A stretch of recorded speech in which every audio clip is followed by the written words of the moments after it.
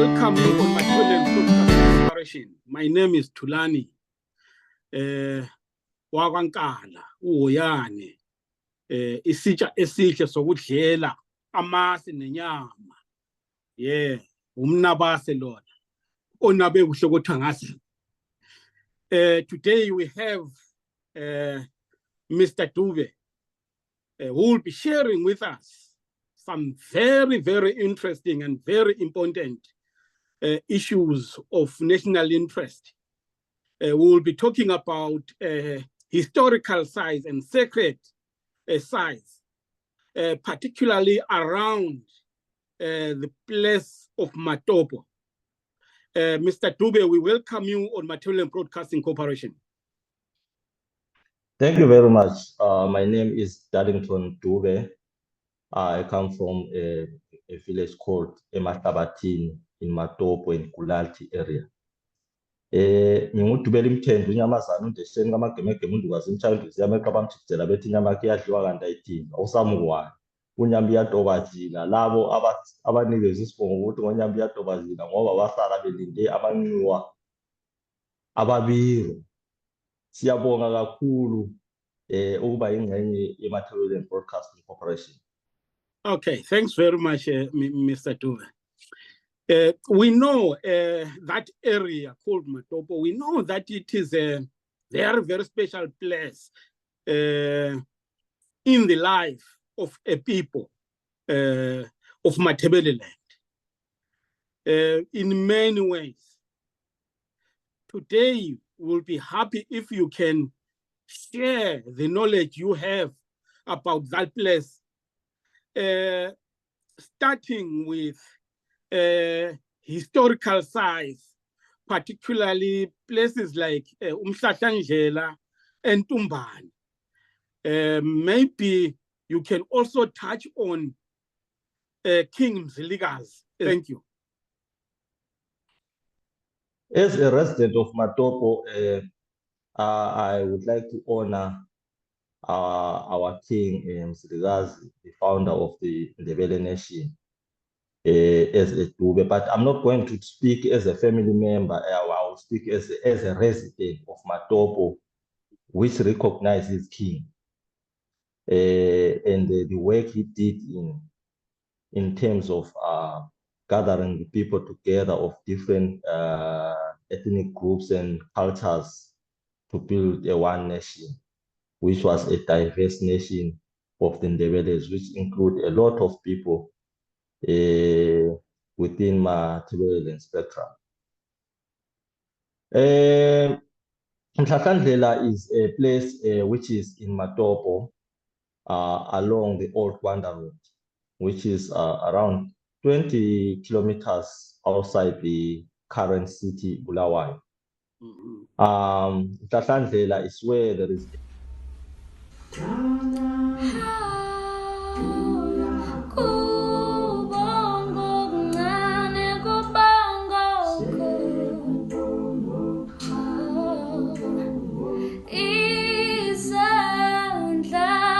Greetings to all. My name is Asimi Ngala, the author of Dear Black Child, It Is Okay, which was published in March 2020, and The Dancing Mountains Behind Me, which was published in October 2023. The Dancing Mountains is now available, and you can get your copies from online bookshops, from Amazon, from retailers, and from distributors all around the world.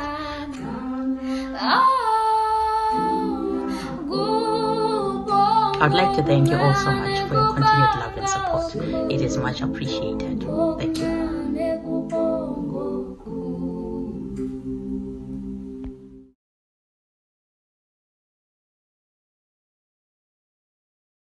Where there is a memorial of the great King MZILIKAZI. That area is supposed to be upgraded to attract a lot of tourists from within our country and all the way around. So we need that place to be developed in order to benefit the businesses around the area, because when people they tour such areas, it brings business to the area. So as Matopo people, we We'll be grateful if such areas are developed. Going further down with Old Gwanda Road to a place called Entumbane. Maybe which Mr. is- Dube, if you can Yes. just stop there, just a little bit. Let me stop you there. Yeah. If possible, if you could tell us about the historical significance of Umhlahlandlela. What is it? What was it? Umhlahlandlela, that's where the king passed away or passed on in that area. That's where there is his memorial. They are built up memorial stones there, which enlightens us of when the king passed on and he was taken further down for his burial at Entumbane Cave. So Umhlahlandlela, was it one of his homes, one of his palaces? What was it? I suppose it was one of his homes because he resided around that area because it's near Old Bulawayo. Then adjacent to that area, there is a place called Old Bulawayo. So that was where his main home was. Okay, Old Bulawayo. Yes. This Old Bulawayo, was it MZILIKAZI's home? That's where Lopengula, when he moved to current Bulawayo, where he was residing. What I'm not sure of, because it's not documented much, is did the great king leave his princes there or not? Okay. All right. Let's touch on Entumbane. What is it? Entumbane is where the remains of the great king are laying as of today. It is a small mountain or uka in Tajan. So in Tabengan, there is a cave there where his remains were put there. So whenever you are visiting, that's where he was buried, in a cave at Entumbane. So all these places are in Matopo area. All these places are in Matopo area. I think from the memorial area to his gravesite is 15 kilometers apart. How many kilometers? Approximately 15 kilometers apart. Okay. Oh, all right. Okay. So the gravesite of King MZILIKAZI is at Entumbane. Yes. I'm just wondering, this place, I think there is a place like Entumbane in KwaZulu-Natal. Is it so? Yes, there are places with similar names, both in KZN in South Africa and here in Zimbabwe, KwaBulawayo. When we are talking about Entumbane, there is Entumbane in KZN. There is my village where I come from is Matabeleland. There is Matabeleland in Ulundi area in South Africa. There is a mountain further down when you are about to approach Matopo Mission. There is a mountain called Engome. There is an area in South Africa as well called Engome. There is a Tunjambili, a cave or a mountain just near Matopo Mission, which is called Tunjambili, which has got a huge cave, which is a tourist attraction area as well. There is in Tunjambili, I suppose, in KZN as well. Okay. So the gravesite of King MZILIKAZI, what state is it in right now? I suppose if I was a minister of tourism, I would have a look on that one, because it needs to be revamped and to easily be accessible in terms of infrastructure as well as road infrastructure, so that the tourists, when they want to visit such areas, it can be easily accessible, because Kwanda Road has been a national road since I was born, but it is on bad state. It's still a gravel road.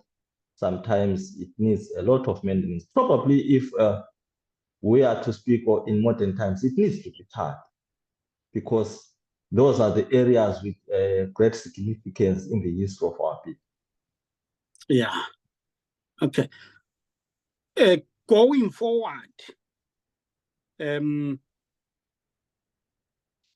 regarding the gravesite of King MZILIKAZI, what do you think needs doing, and what role can the gravesite play in the life of the Ndebele people? I think the Ministry of Monuments and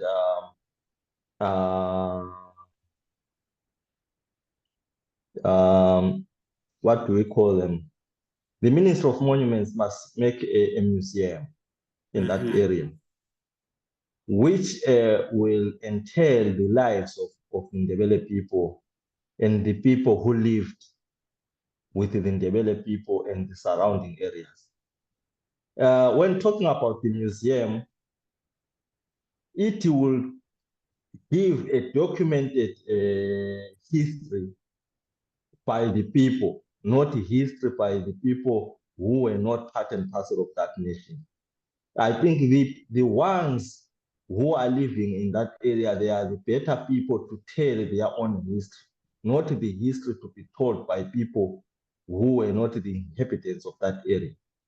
There are still people who have got first-hand information, and some of the information was transferred by our forefathers and our grandfathers. So such information will be lost along the line, and I think it is a deliberate ploy to try and not record the history of Ndebele people in order for our people not to know their background. Because a nation without history is a dead nation. We need our history to be recorded down so that we may know for future generations what Matopo means, who were the original inhabitants of that area, because we are not only talking about the Ndebele people who inhabited that area. We are talking about the Khoisan people, which are in danger of fading away in country Zimbabwe today. But they were the original inhabitants of that area, the Khoisan people. The history tells us so, because all the caves in Matopo, they have got the drawings of the Khoisan people, which tells beyond reasonable doubt that the Khoisan people were the people who were the inhabitants of the Matopo area.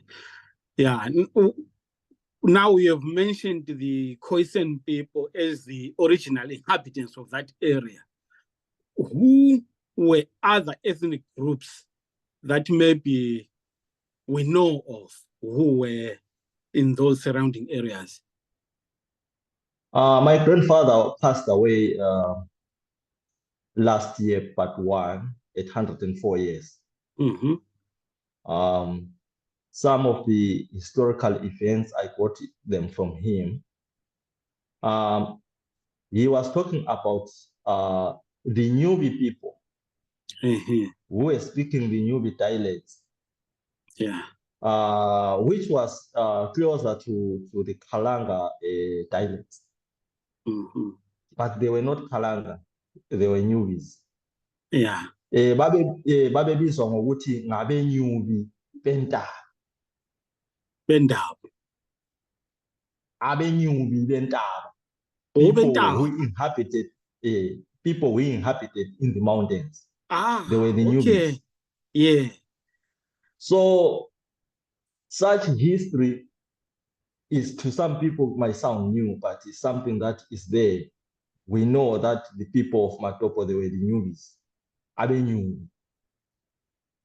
So when we talk about Matopo, you cannot divorce the fact that the newbies were the inhabitants of Matopo, the Khoisans were the inhabitants of Matopo, the Kalanga people were the inhabitants of Matopo, the Ndebeles as well are inhabitants of Matopo. And some of the Babirwa people, which are the Sotho and the Tswana dialects, they were the inhabitants of Matopo, because Matopo is a big area. It stretches, there is Matopo South and Matopo North. So all those people coexisted together in harmony. Okay. No, that's so excellent. That's so excellent. All right. Maybe if we can just move on, but we might also come back if you remember some other things that you might want to add on to that. It's okay. But for now, there is an April Moth memorial site. Maybe if you could just give us an explanation of what this memorial site is about. The April Moth is in Matopos National Park. When you enter in Matopos National Park from Kezi Road, when you just enter there, I think on the, it's called Ema Samplisini or Ema Karakare in our local language. Yeah. The April Moth Shrine is where a lot of white people and their persmen from Mashonaland were killed by the Ndebele warriors when they tried to conquer the Matabeleland Nation, which resided in Matopo area. So the Ndebele warriors climbed on top of the mountain. Then when the whites came, the Ndebele started throwing stones down and throwing spears. A lot of white people and their persmen from Mashonaland were killed in that area. It is on record. It's not something that I'm cooking. Even if you go and visit the moth, the April Moth, you will find the names which are written there. The names of the white people and the names of the Shona people. They are there, the surnames tells. It's on record.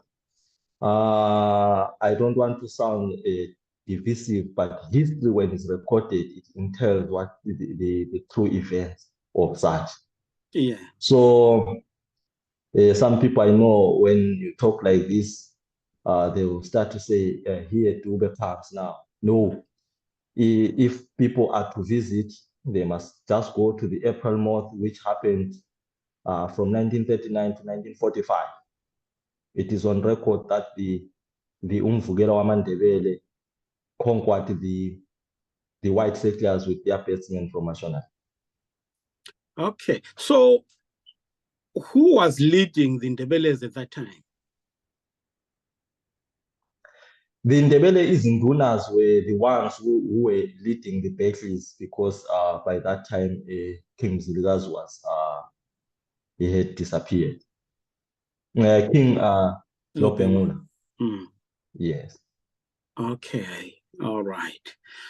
So these white people you are talking about, were they English, Portugal, or whatever? Who were they? These were English-speaking people. Their names are of English, which are there. They are commemorated as I see it as controversial, because it is on writing that the fallen comrades and heroes, I don't know which hero status were they given to come and conquer us in our land.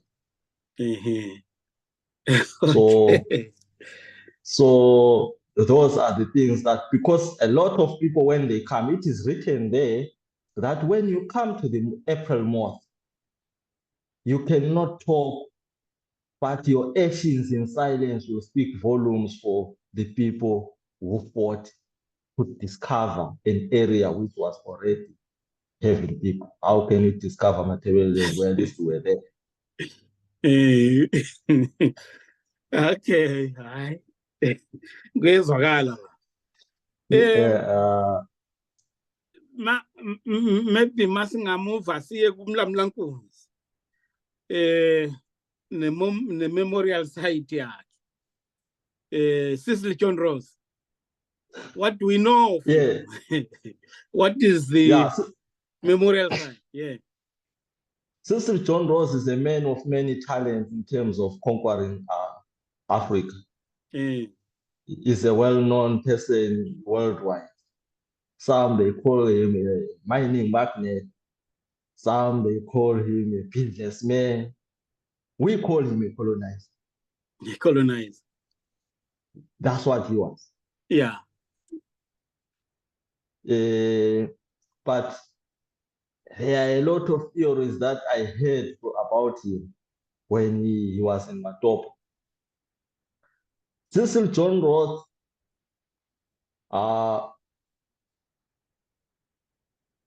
in 1898, when he was in Cape Town, there were missionaries from the United States of America in the name of Jesse Henry and others who were on missions work, in good work of missions destined to South Africa. When they met Cecil John Rhodes told them the gospel here is not expedient. It is expedient in Matopo in particular. He was in Cape Town. Yeah. He said, you know what? I know you have come to preach the gospel here in South Africa, but it is not expedient. You people, you have to go to an area called Matopo. Matopo. And preach the gospel there. That's when Brother in Christ Church came to existence in the area of Matabeleland, in Matopo as a headquarters. But why did he say that? People of Matabeleland were seen as a very resistant people to his agenda of colonialism. They were very, very defiant to any colonial activity. Yeah. Because it was the headquarters of the king in MZILIKAZI. So for them, it was easy to try and bring people together. I think a church had to play a pivotal role.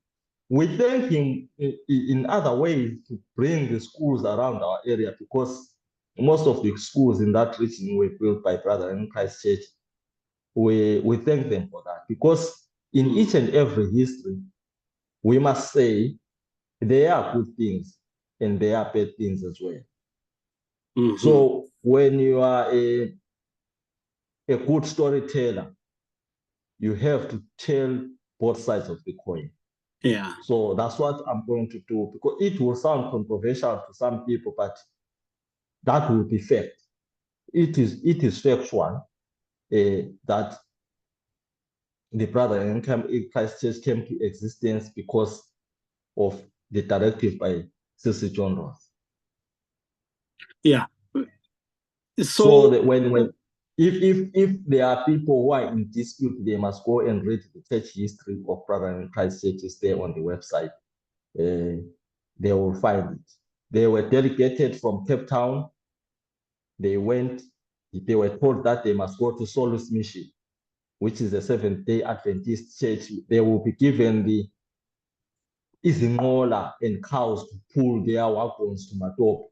And they will talk to Izinduna. The Izinduna will give them an area where they will establish a missions work. Okay, so the gospel was used to soften our people for the final onslaught of colonization. It is indeed, in my view, that we were deemed as barbaric people who needed softening. Mm-hmm. All right, no, gezwakala kakhulu. Then But tell us more about John Rhodes and the memorial site. Yeah. Even if the church was introduced, men were still much defiant. They sent women and kids and say, okay, let's give it a try, and then we see if they do something bad, we will deal with them. Then that's when the women went. But we had our own practices as a people. It must be recorded down. Before the introduction of the gospel, people practiced their traditions and religion. They knew there was God. Yeah. But in our African way, history has to be told as it is. It is not that when the missionaries came, people in Africa, they didn't know about God. They knew about God. Yeah. The Njelele and other secret places were there. People were performing rituals. They were performing rituals to God. Yeah.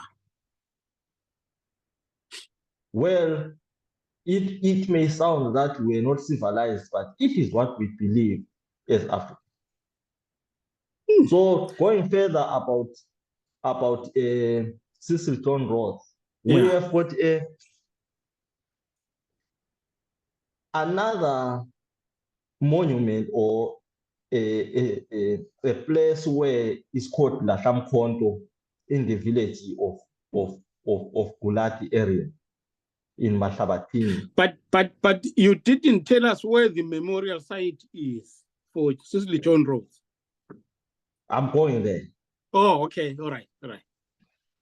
Because I want to just give you a brief of how the name Mlamlankunzi came to existence. All right.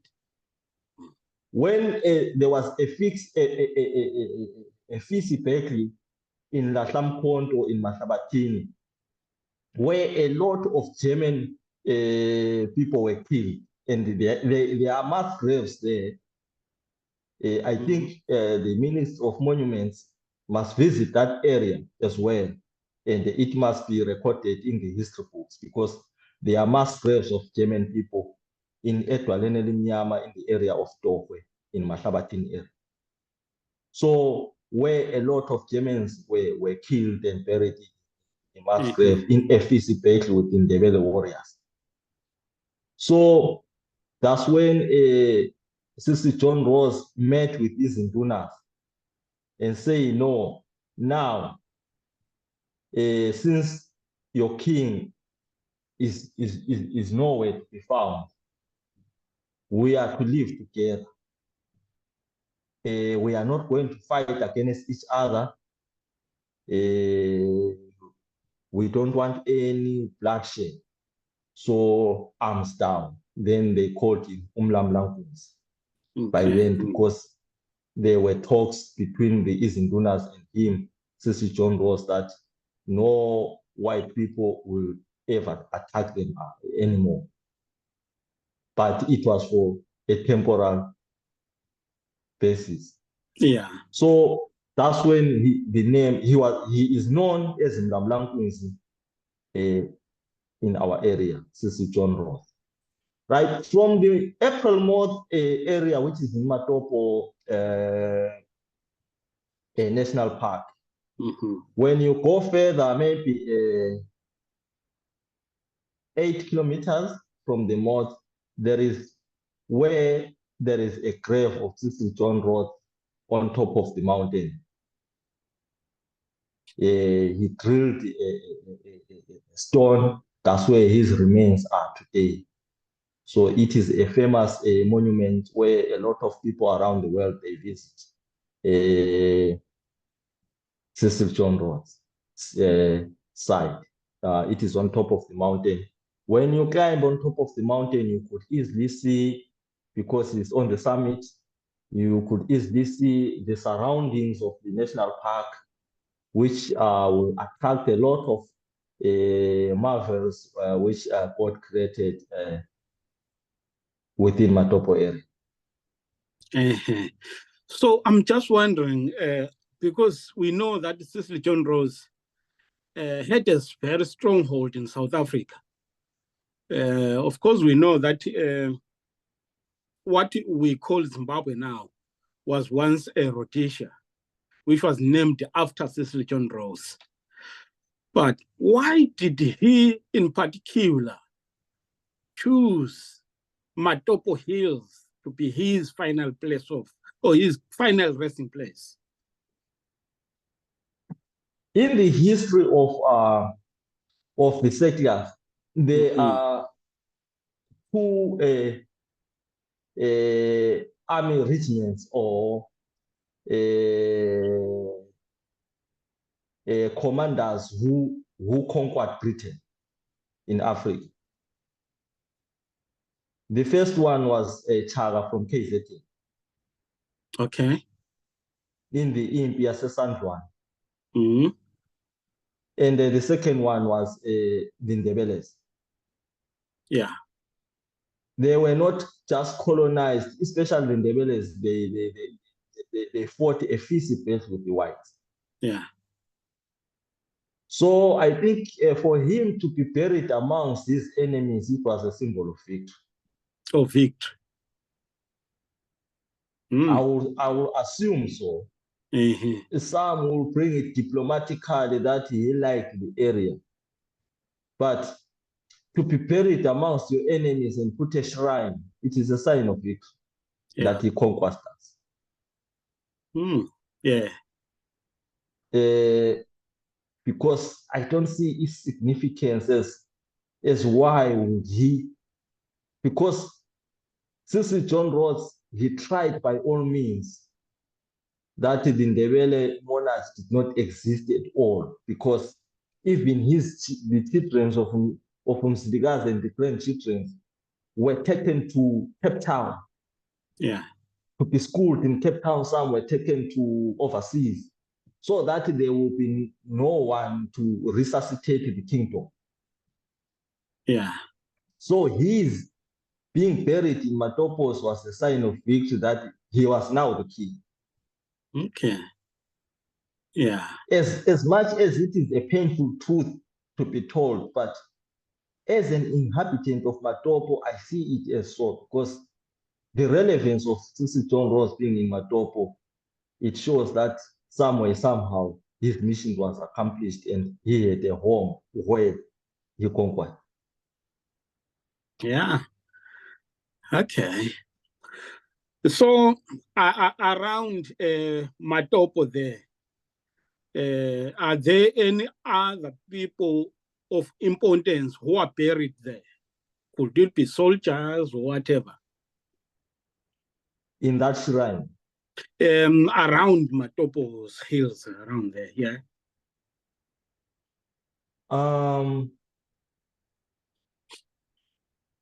Not much that are recorded. Our people, our people were so secretive in doing their things, but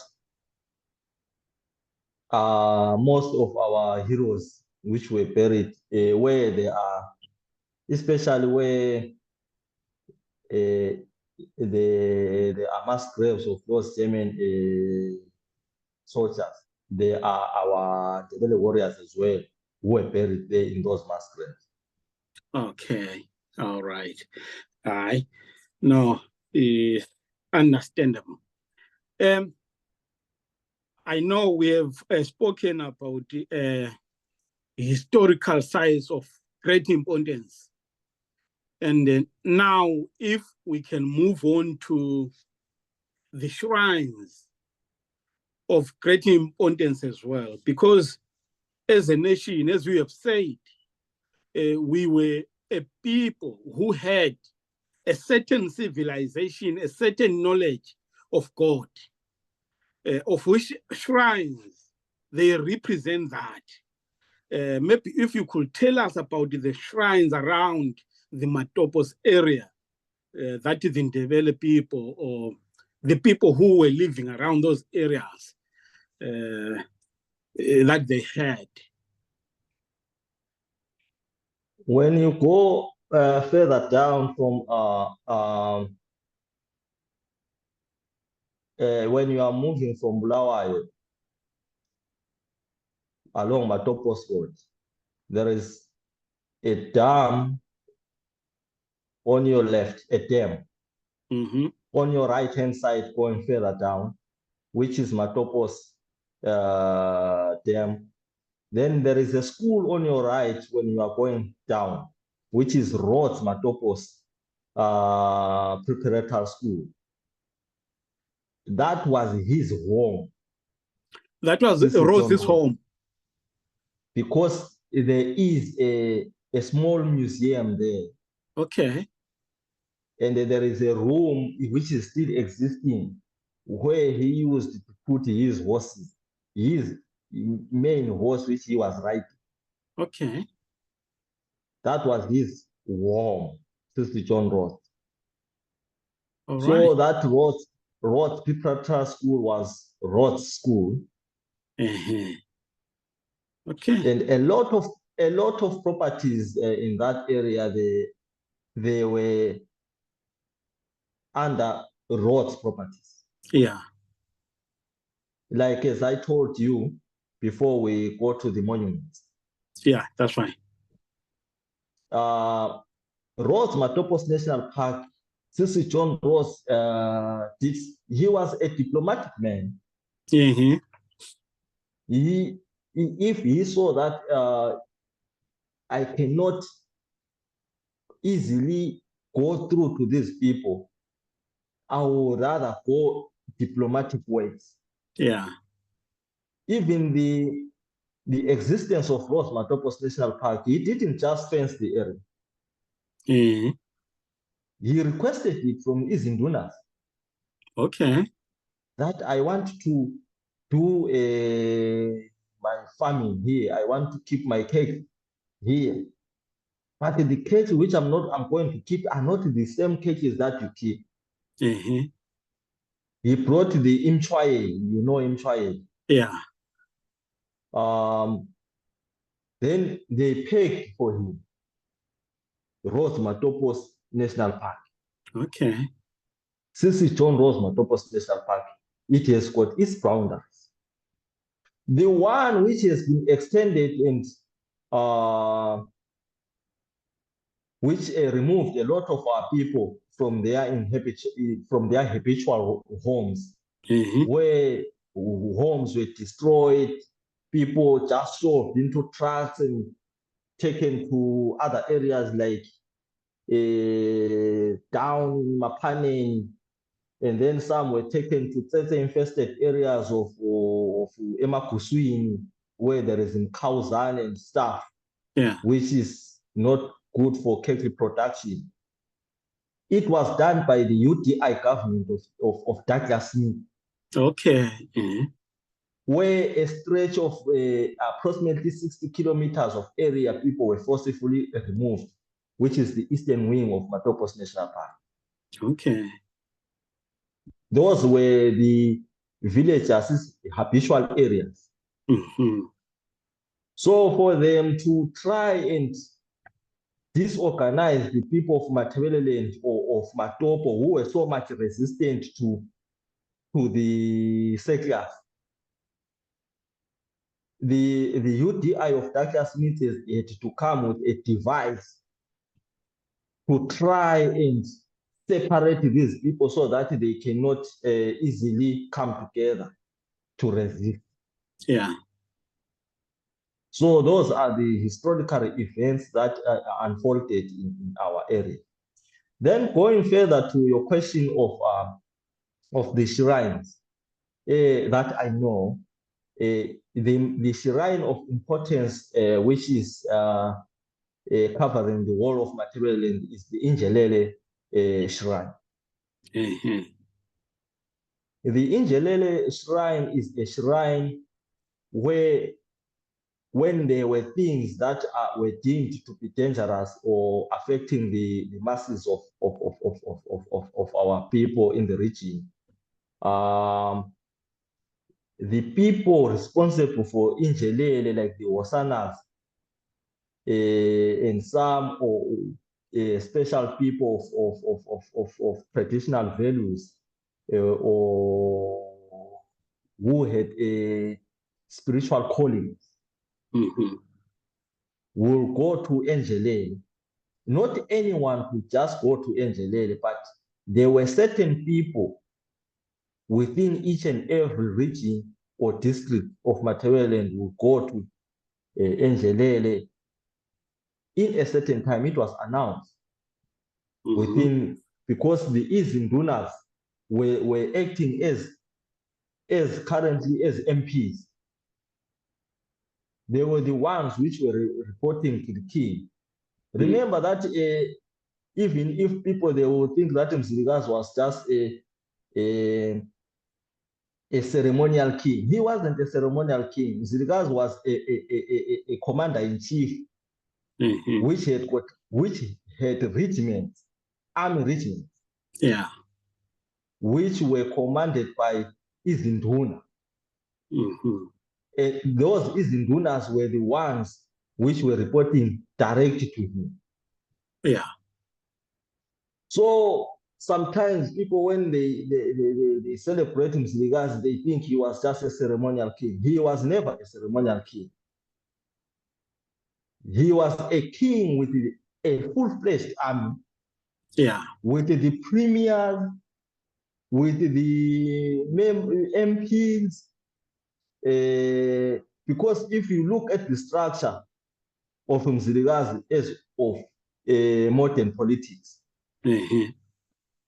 he fitted very well in modern politics, because if you look at him as a commander-in-chief of the army, with the Izindunas leading battalions, and those Izindunas had Abalisa, who were reporting to Izinduna, and those Izinduna had the headmen, which is Osopu. But by then they were called crawlheads.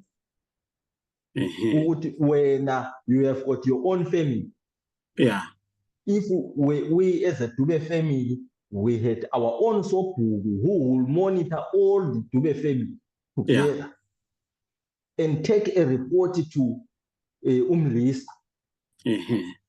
Umlisa will take a report to Induna. Induna then will report to the king. When there were any things affecting the villagers, the king would know what dilemmas the people were facing. So it was a well-structured system. People will say we were not civilized. How do you define that someone is not civilized, where he can easily address the needs of the people? If you were poor within the Ndebele society, people will identify you that you have got an area of need. They will lend you cake, bakusisele inkomo uhambe uyosengela abantwana ulime udle. Ngemva kweminyaka ethile bakuthayele zakho, bathathe ezinye bazisisele omunye. Wasn't that empowerment? It was empowerment. Which one was better? That one and the modern loans, bank loans. Obvious. MZILIKAZI was very superior, very well developed, and civilized. It was recorded even in the British. If you could, there is another guy who was sent to Africa, and he reported in British Parliament that I have never seen rich people like those, people united like those. But it will be hard to conquer them. But the first thing which you have to do if you want to conquer them, you must remove them from their beliefs.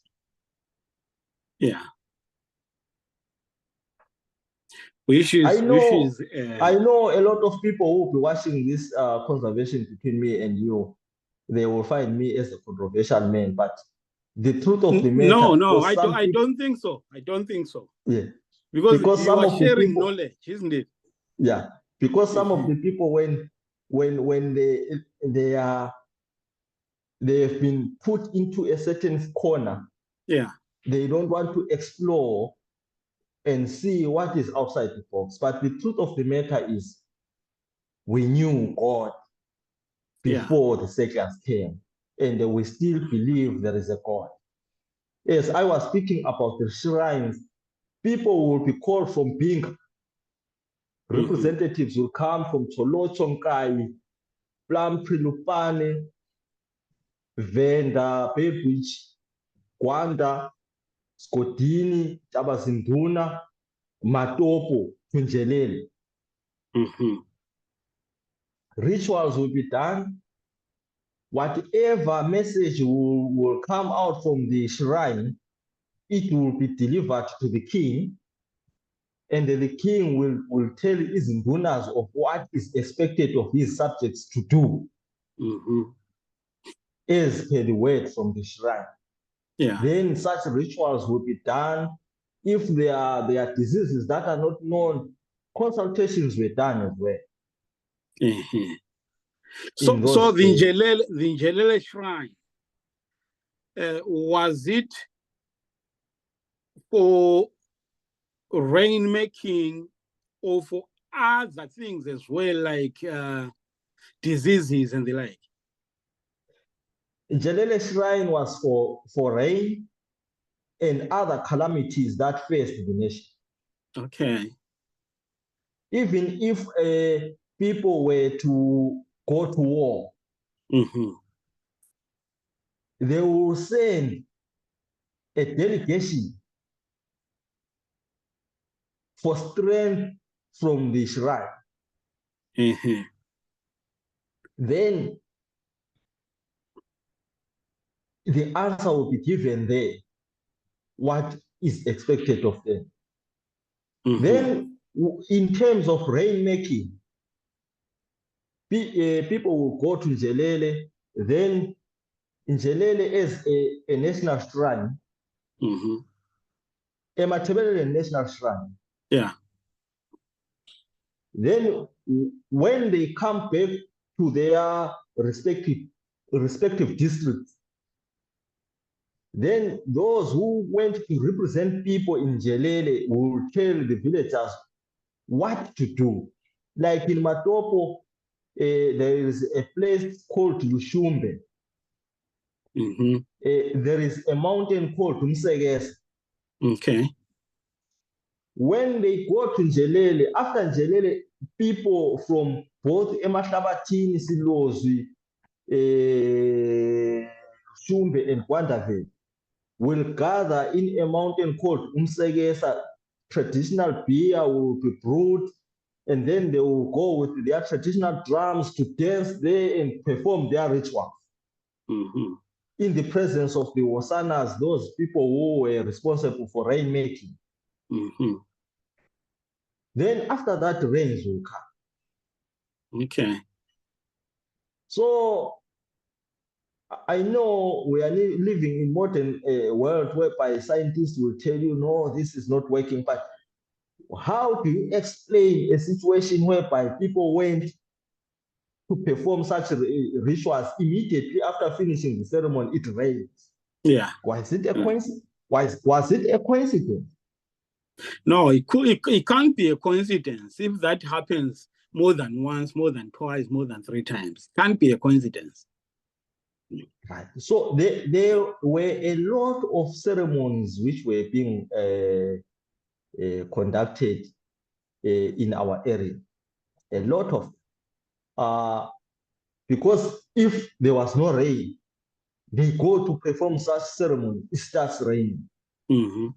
Then if it cannot be scientifically proven, then if the scientists were saying, okay, this year is a year of drought, there are no rain, then such traditional ceremonies are performed, then it starts raining. What would have happened with El Nino and El Nino? Okay. I know the Njelele shrine. People are saying it's no longer working as it used to. Maybe if you know, you can share with us what has happened to it. You know, the thing is, traditional issues need those people who are very much responsible to those traditions. Mm-hmm. There are some people who are called politicians. Mm. Politicians will never be traditionalists. Mm-hmm. If you want to force your way into traditional issues, at the end of the day, you will jeopardize everything, because there are procedures and protocols that needs to be followed when doing such things. I believe a lot of things which are controversial have been done since our independence, which jeopardized everything which pertains the Njelele Shrine, which our traditional leaders have to have a deep look into it, because we cannot live a life of ignoring important issues like those. It has to be addressed, and if we are to neglect it forever, let's live with the consequences of such. But if we are to resuscitate such things, we have to do it in a right way and right people to be put in place. Yeah. Because I understand that there used to be a voice. Let's say if people had gone there to perform some rituals, then there would be a voice coming from the shrine. Was it a voice of someone who guarded the shrine, or it was a spiritual voice? What was it? I think there is a divine power which is within the shrine that had to communicate with the people. Because me, I'm from the Dube clan. In our area, we have our own Dube people who were performing such things. We did not go to Njelele. But to the issues of Umsegesa mountain, when the Wasanas come, because there was a lady called Unantele. She was a Wasana, married to the Chuma family. She was a Dube. Yeah. She was the one who would go there. When she comes back, she reports to the community what has been said in Njelele. She was not going alone. She was going with the other Wasanas from different districts. Yeah. Then what voice were they hearing there? I wouldn't say much. Yeah. Because I have never been into Njelele. But what is said is there is a voice that was given to the people pertaining to what they are supposed to do. Yeah. No, that's very interesting, you know, these issues of spirituality and how they saved the nation and how they have evolved up to now. So maybe we will need to retrace our footsteps one day and revive our ways of life. We have spoken of Segeza Mountains. There are And other Dula. shrines, I suspect, around Matopos.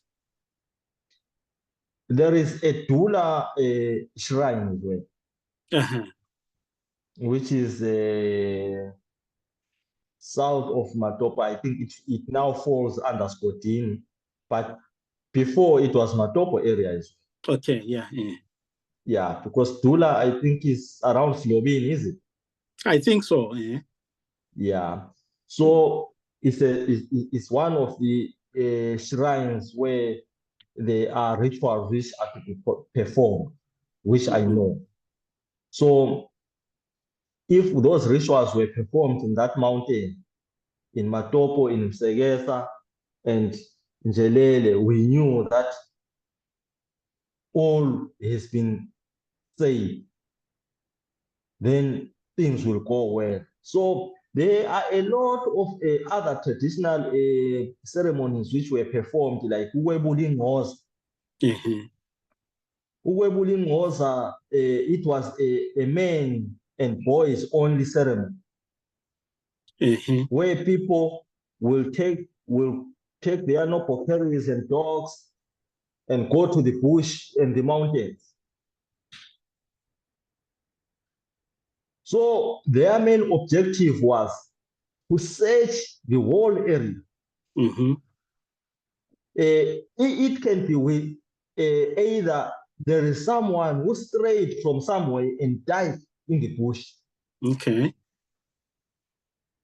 When they search, they could find such a person.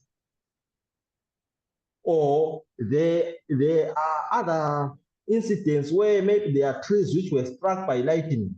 They will cut down those trees and burn them and then perform rituals so that such incidents don't repeat.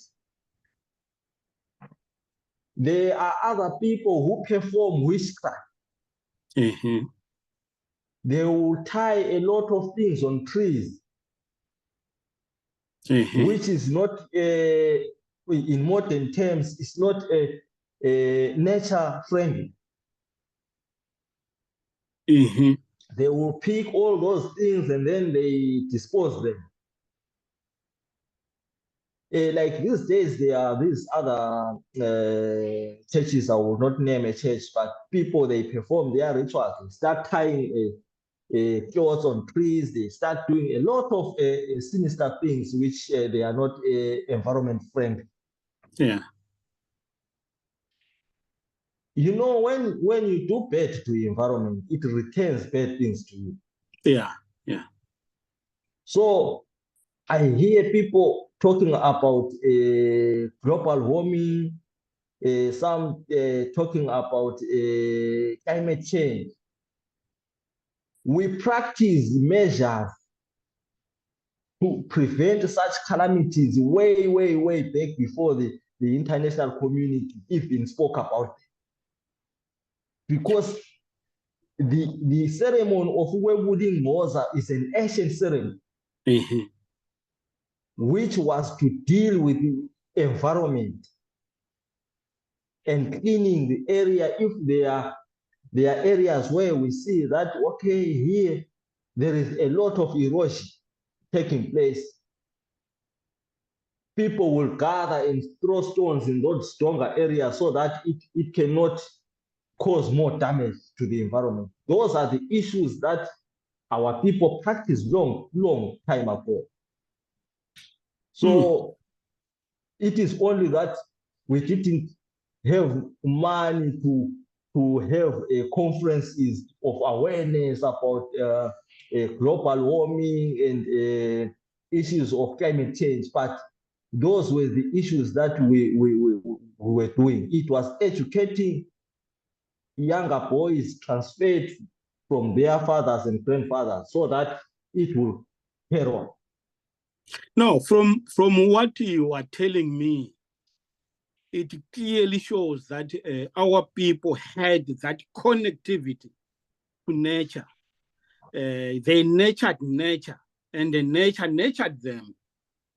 You see, so there was that complex symbiotic relationship between people and nature. And the way you are telling me how they protected the environment, there is no civilization greater than that. Yeah, it's true, because people understood that when you see violent storms, something is not good with nature. something has to be done to prevent such things. So I believe it is high time we embrace the modern technology as well as embrace who we are. Yeah. Because we are living in a changing world, but let's not shy away from our own practices, which were of benefit to ourselves, because people were discouraged. It's a taboo in our religion or in our society to cut a big tree. Mm-hmm. A tree that has grown over a period of 500 years, you want to just destroy it over a day. Yeah. You will be fined a lot of cows for doing that, because there were other trees which were deemed as symbolic within a certain community. A tree, when I grew up, which was as huge as it is as huge as it is even now, 40 years down the line. Then someone from Norway will come and cut that tree, which has grown over 1 million years. Sure. So I think there was a diplomatic approach by our traditional leaders and leaders of society in trying to educate people, because if you will tell people the way it has been a diplomatic way in terms of teaching in our society. When everyone was discouraged not to walk backwards. Then they will say, okay, if you walk backwards, your mom will fall into a ditch, or your mom will enter a pot. It was a way of discouraging kids that if you do such, you encounter an accident. So our people were very much intelligent in terms of raising issues to their kids. It was a way of monitoring them, because some of the things that are done today, that's why you see a lot of things like early pregnancies, because our kids start to be active at early age, because there is no secret now of teaching kids how to behave themselves. Yeah. We grew up being told that, okay, if your mom is going to the hospital to buy a baby, we didn't question why your tummy is growing. Yeah. It keeps us for a certain period of time without knowing bigger things than us. Yeah. But if a child knows that at the age of 3 years that her mom is pregnant, what do you expect her of at the age of 7? Yeah. That's the truth of the matter. Yeah. Yeah. Yeah. At 12 years, she will be active. Definitely. Definitely. But when I started realizing those things at 10 years, I will start practicing them at 20 years. Yeah. Yeah. All right, Mr. Dube. We have spoken about important historical sites. We have spoken about important shrines. We have spoken about some ceremonies of importance in the nation. Now, if possible, if you could just give us your thinking as to what can be done, one, to revive, to protect our shrines or our places of historical importance going forward. What can be done? I think the people who are traditional leaders have got a mandate to do what our traditions require of them. When I'm talking about the traditional leaders, I'm talking about izindunas, abalisa, and osobu. Yeah. Those are the people who it is within their perimeters to protect such, and to try and discourage anything that is foreign within their community. When I'm saying something that is foreign, there are people who can do anything in their powers in the name of money. Yeah. Which will leave the environment not friendly to us. But we discourage such acts within our societies, because the people within their communities are the ones who know how they live in their communities. Yeah. Like, for instance, if we talk about the issues of gold penning, we have grown up knowing that you cannot plow in riverbeds. Yeah. But when now people discover that there is gold, they start digging in riverbeds. Yeah. What does that give you? In the long run, we will be left in dry areas in deserts, because all the waters will be running to the oceans. Yeah. Because of soil erosion. People, when they are dealing with a environment, they must know that the environment is not only for them today, but it's also for future generations. Yeah. Yeah. When dealing with the issue of trees, traditional leaders must encourage people not to just cut trees for the sake of cutting them. It can take you 50 years to conserve a certain area. Someone will come and destroy that area in 2 years. Yeah. Yeah. It's not good. And those trees are not replaced. Yeah. But our leaders who went before us, they were friendly to the environment. So I believe our traditional leaders are the ones who are to play a very pivotal role in terms of protecting communities. Okay. No, Mr. Dube, this has been a great conversation. I think for now we can conclude it here. However, in the future, we can talk about other things related to this or other different things. If you've got any closing remarks, please. I would like to thank everyone who will watch this program.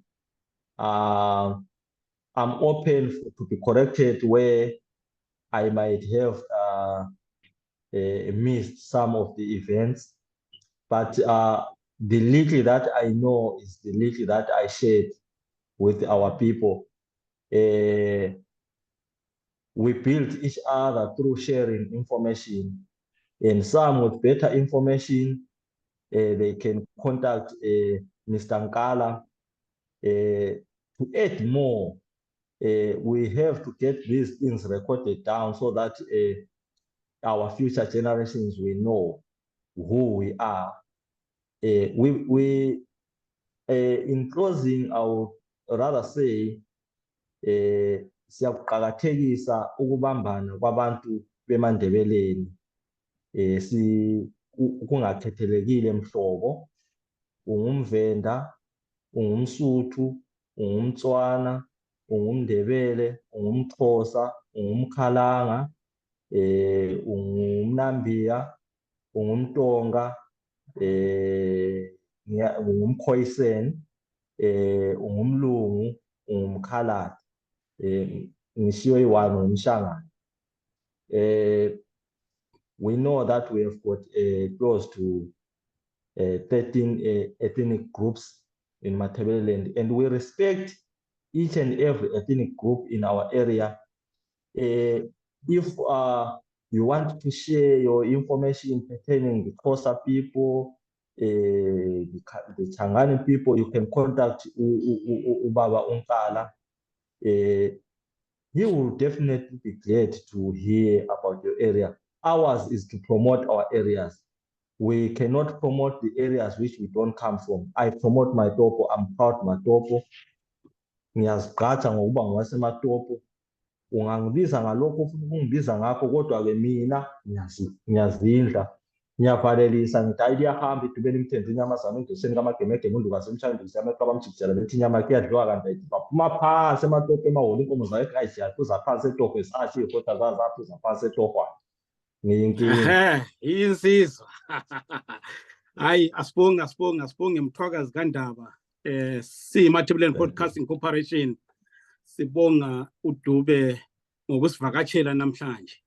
Sizobuya futhi sidibane mahlabezulu. Sithi khumu Matabeleland Broadcasting Corporation. Sibongile baba Dube.